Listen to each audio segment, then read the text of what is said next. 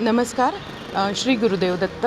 मी सौदर्शना चिकोडीकर, स्वराली स्वर समूह इंदोर राजेंद्रनगर. आम्ही इंदोरहून आलेलो आहे आणि आमचा इथे भजनाचा कार्यक्रम सद्गुरू महाराजांच्या चरणी आम्ही सेवा द्यायला आलेलो आहे आणि आम्हाला खूप आनंद होऊन राहिला आहे की आज आम्ही या क्षणी गुरुपौर्णिमेच्या दिवशी इथे इतक्या लांब म्हणजे जवळपास 20 तासाचा प्रवास करून आम्ही सगळ्याजणी इथे आलेलो आहे.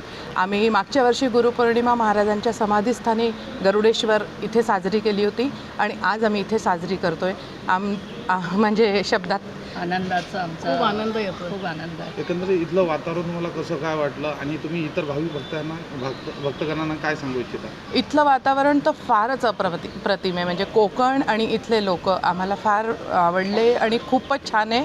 आम्ही दरवर्षी येत राहतो कोकणात, पण इथे आम्ही पहिल्यांदा आलेलो आहे आणि भाविक भक्तांना हीच विनंती आहे की सद्गुरूच्या भेटीला नक्की या, एकदा तरी नक्की या. शांतता आणि इथला अनुभव नक्कीच घ्यावा.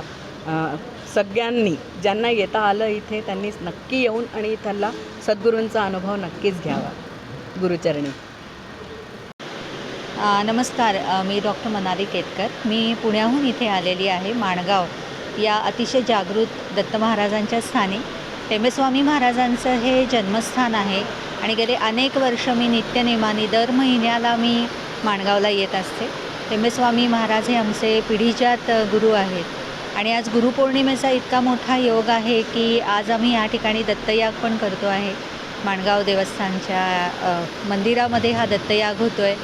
आज गुरुपौर्णिमेला गुरुतत्व हे खूप मोठं असतं, मोठ्या प्रमाणावरती असतं आणि आध्यात्मिक बैठक आमच्याकडे असल्याकारणाने जे संस्कार झाले लहानपणापासून त्याच्यात आम्ही हे ऐकत आलो की गुरुपौर्णिमेच्या दिवशी गुरुतत्व जास्त असल्याकारणामुळे आपण जे काही आध्यात्मिक करतो त्याचं 1000 पटीने आपल्याला पुण्य त्या ठिकाणी मिळत असतं आणि खूप सुंदर आणि जागृत हे स्थान आहे. खूप छान मस्त पाऊस बाहेर पडतो आहे.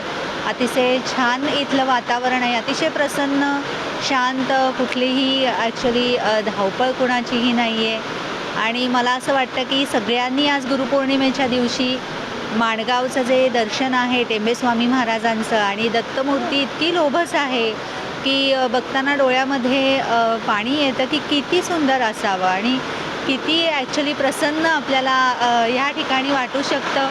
2 मिनटं जरी तुम्ही मंदिराच्या समोर उभे राहिलात मूर्तीच्या समोर तरी असं वाटतं की अरे हलूच नाही इथून.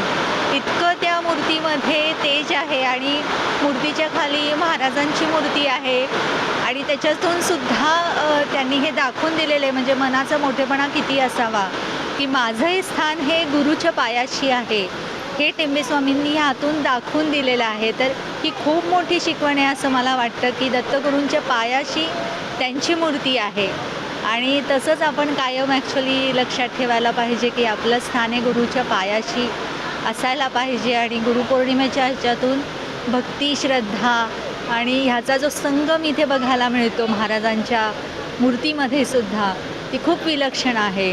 त्यामुळे खूप खूप धन्यवाद की मला 2 शब्द या ठिकाणी बोलण्याची संधी दिली.